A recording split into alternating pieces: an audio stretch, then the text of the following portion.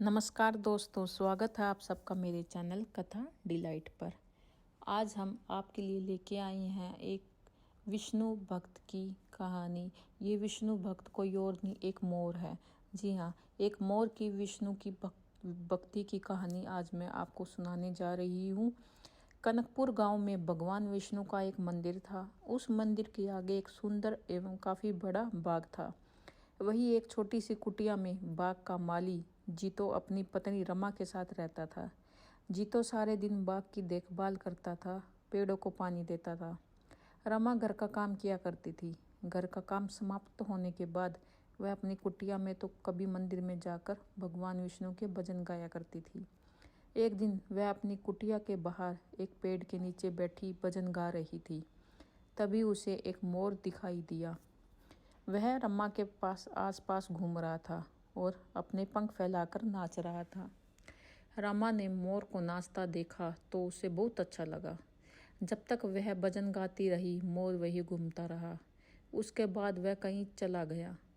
शाम को रमा ने जीतो को मोर के बारे में बताया तो उसने कहा, मैंने तो कोई मोर नहीं देखा। अगले दिन जब रमा भजन गाने बैठी तो वो मोर आ गया और भजन सुनकर नाचता रहा और फिर चला गया। रमा भजन समाप्त होने पर उसे ढूंढती रही, लेकिन वह मोर कहीं नजर नहीं आया। अगले दिन रमा मंदिर गई और मंदिर के पुजारी से मोर के बारे में पूछा तो पुजारी ने कहा, बेटी, मैंने तो कोई मोर नहीं देखा। हो सकता है पास के जंगल से आया हो।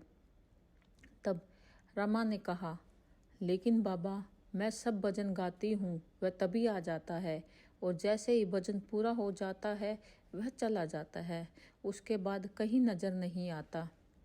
तब पुजारी बाबा ने कहा, बेटी, वह कोई साधु या संत होगा जिसका जन्म मोर के रूप में हुआ है। वह जब भी भगवान विष्णु के भजन सुनता है तो झूमने लगता है। इसी तरह कुछ दिन बीत गए। वह मोर हर दिन भजन सुनने के लिए आने लगा था।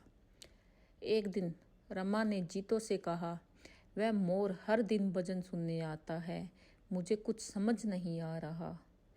तब जीतो ने कहा, अरे बाग का पक्षी है, उड़ते उड़ते आ जाता है, ऐसे ही मोर आ जाता होगा। तुझे लगता है वह तेरा भजन सुनने आता है? हो सकता है वह खाने की तलाश में आता हो। अगले दिन जब वह मोर आया तो रमा ने बीच में ही भजन गाना बंद कर दिया और मोर के सामने जाकर बैठ गई। उसे देखकर मोर जाने लगा। तब रमा ने कहा, हे पक्षीराज मयूर, तुम साधारण मयूर नहीं हो। मैं तुम्हारे बारे में जानना चाहती हूँ, तुम कौन हो? यह सुनकर मोर रोने लगा। उसने इंसान की आवाज़ में कहा, माता, मैं पिछले जन्म में एक शिकारी था। जंगल से मोर पकड़कर उनके पंख निकालकर बाजार में बेचा करता था। एक बार जंगल में मैंने एक मोर पकड़ा। उसके पंख निकालने के कारण वह घायल हो गया और मरने लगा। तब उसने मुझसे कहा, हे दुष्ट शिकारी, तूने घने के चक्कर में ना जाने कितने मोरों को मार डाला। हमारे पंख निकालने के कारण जो कष्ट हमें होता है वह तू भी कभी नहीं समझ सकता। इसलिए मैं तुझे श्राप देता हूँ कि अगले जन्म में तू मोर बने और तुझे भी इसी प्रकार का कष्ट हो। यह कहकर वह रोने लगा। तब रमा ने पूछा, तुमने जो किया उसकी सज़ा तो तुम्हें मिल रही है, लेकिन तुम इंसान की तरह कैसे बोल लेते हो? इस श्राप से तुम्हें कैसे मुक्ति मिल सकती है? तब उस मोर ने कहा, आज जब कोई मेरे पंख निकालता है तो मुझे बहुत दर्द होता है, लेकिन इन कष्टों को सहते हुए जब से मेरा जन्म हुआ है, मैंने श्री हरि विष्णु का नाम का जाप शुरू कर दिया। इस जाप के कारण मेरे कष्ट खत्म हो गए। आपको भजन गाता देखकर मेरा मन नाचने को बेचैन हो जाता है। भगवान श्री हरि विष्णु की मुझ पर बहुत कृपा है। मैं कभी भी अपना रूप बदल सकता हूँ।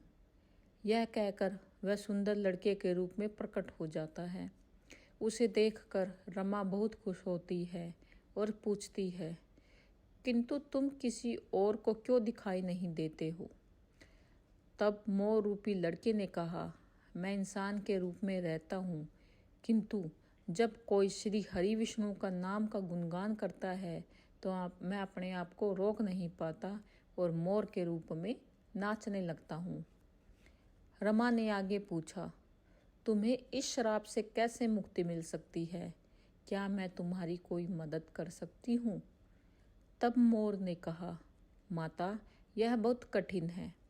यदि आप अपने पति के साथ 1 सप्ताह तक बिना अन्न जल ग्रहण किए यज्ञ का अनुष्ठान करें और मुझे पुत्र के रूप में पाने की कामना करें, तो मैं भगवान विष्णु की कृपा से मुझे मोर के जन्म से मुक्ति मिल जाएगी और मैं आपको पुत्र के रूप में प्राप्त हो जाऊंगा।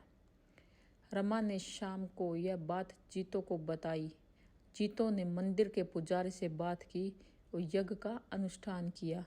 7 दिन तक लगातार यज्ञ चलता रहा। 7वें दिन यज्ञ की अंतिम आहुति के साथ मोर ने अपने प्राण त्याग दिए और 9 महीने के बाद रमा के गर्भ से एक तेजस्वी बालक के रूप में जन्म लिया। भगवान विष्णु की कृपा से हर प्राणी को कष्टों से मुक्ति मिल जाती है। धन्यवाद।